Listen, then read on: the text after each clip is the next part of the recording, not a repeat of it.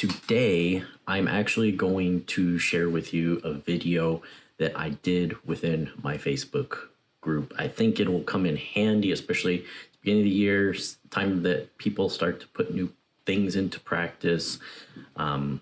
So this week, I'm going to be sharing a few additional productivity tips, updating you on my new routine, and sharing with you a few tips on how to achieve and reach your fitness goals. So let's get into it. If you do enjoy the video, please consider liking the video, thumbs up, and subscribe and turn on post notifications so that you can receive alerts when I upload new content.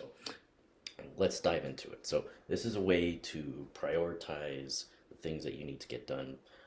I use it mostly for really anything. I don't always draw out a grid. I think when you're first starting to use it, it's very helpful to draw out a grid. But we break things down into 4 categories or 4 levels of priority using this matrix. First, priority level number 1 is going to be things that are important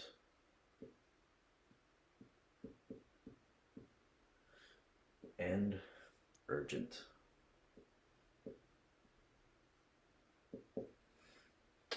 So these are things that they're due within a day or two, and they are important to either your personal life, your personal goals, or career goals, relationship goals. They're important to you somehow, and they need to get done within a very short period of time. Then you've got things that are important, number 2, but not urgent.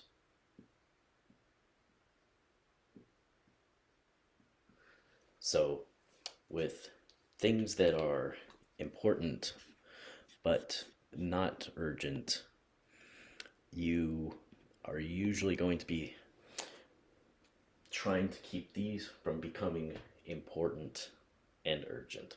So a lot of these things that are important but not urgent can creep over into category 1 at some point if we don't keep a handle on them. But our goal is to keep them right here, number 2, where we're getting everything done at a reasonable pace, and it's not turning into a fire drill and moving it over into, well, now it's urgent. I mean, sometimes there are things that obviously I'm going to pop up immediately be important and urgent. Say like last Friday, I have a client emails us at just before 3 p.m. with an email saying, hey, I know this is a little short notice. No, it's not just a little short notice. It's super short notice. He needed something done for him by 5 p.m. Had never told us about this. It was something new that he said he'd been working on, and he could not figure it out. So now his deadline was 2 hours away, and he wanted us to do it for him. So obviously, there's no time for that to be a number 2 priority. That becomes a number 1 right away, and it knocks a bunch of other stuff down the line that I was hoping to keep in this number 2. And now this week, these items are number 1. Sometimes you can't help it. But if you have things and say, beginning of the month, you've got some things that are deadlines, 10th, 15th of the month, you can have some time and work on those in moderation to keep them from becoming urgent. Of course, there's always going to be, like I mentioned, those fire drills. Number 3, these are going to be things that are not important,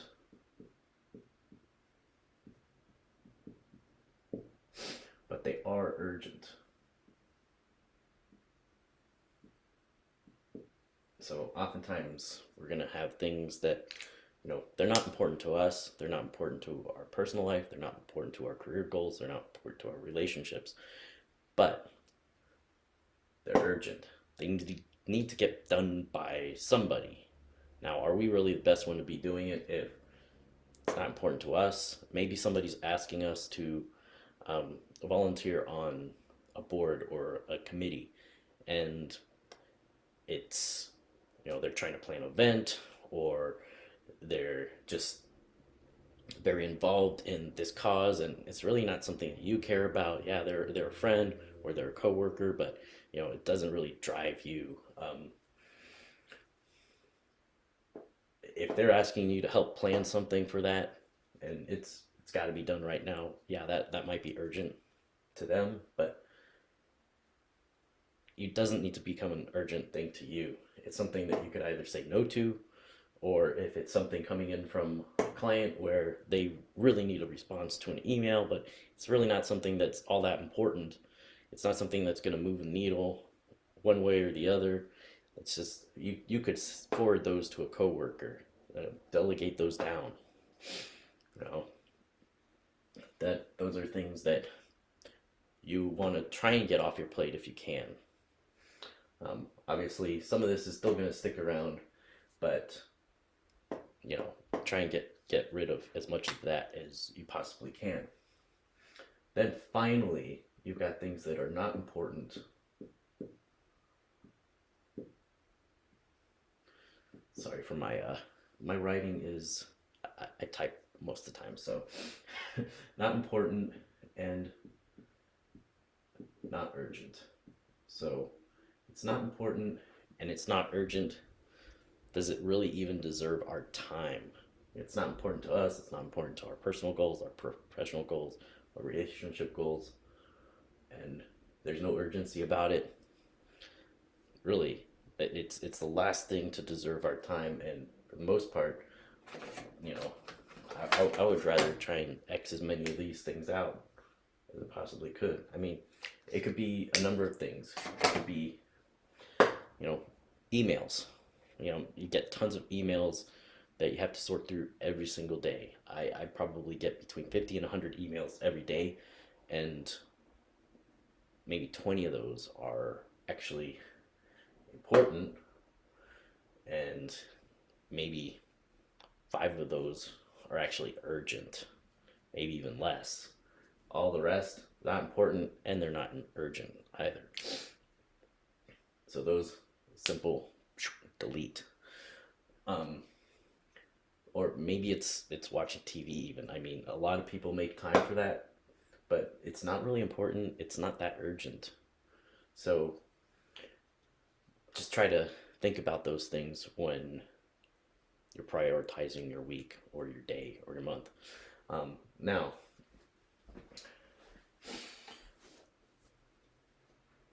what are some things that that hold you up, that maybe they come to you and they start off as important, they're not urgent to start off with, but then they always end up in category 1 where they're both important and urgent. For me, it's often things that somebody else has control over it before it gets to me.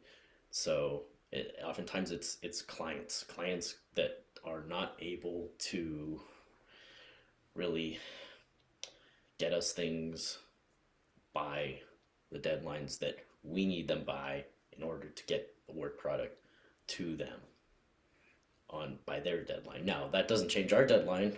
No, that never changes our deadline, but it does make it move oftentimes from important and not urgent to important and urgent. But there's a lot of things that we might actually view as urgent just because of the way somebody's talking. Maybe somebody sends you an email and says, hey, can you get this done?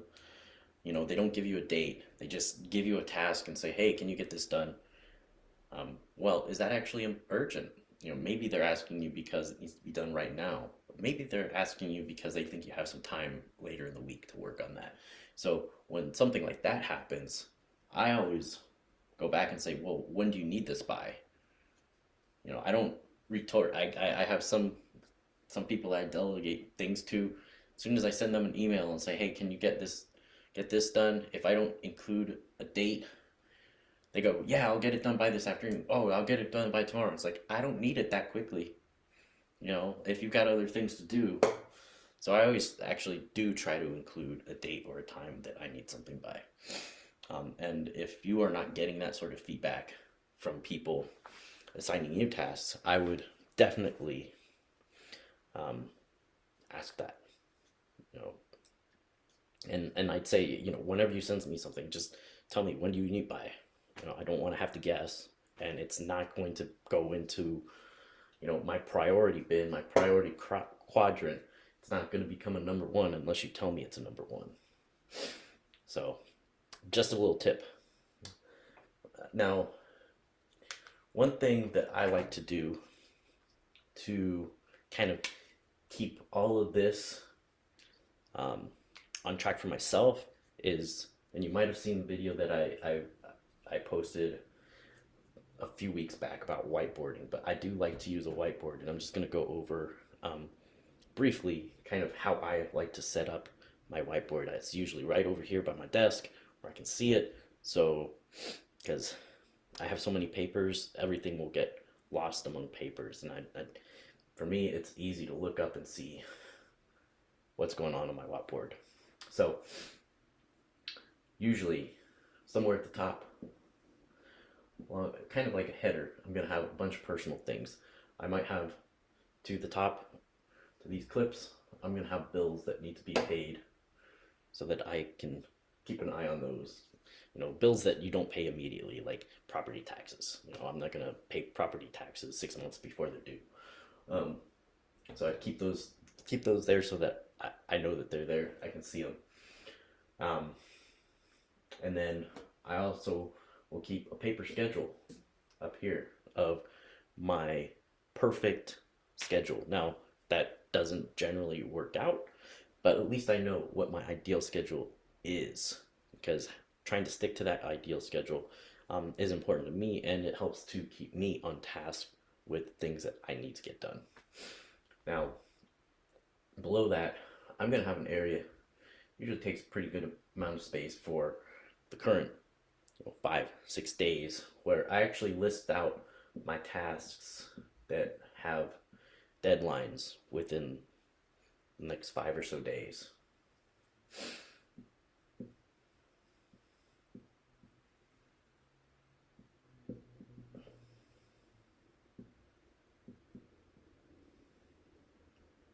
Plus or minus 5 days. And that way, and I list the dates. So say I had something that was due tomorrow, it'd be 12/15, and I might have something due 12/16, and then when I'm done, all I have to do is go cross it out, cross out the whole task. It's done. I don't have to think about it again until next month. So then below that, I'm generally going to have some things that they are not important, they're not urgent. These right here, these are going to be the important and the urgent things. Then below are going to be the important things, but not urgent. So these are going to be things that I'd like to do.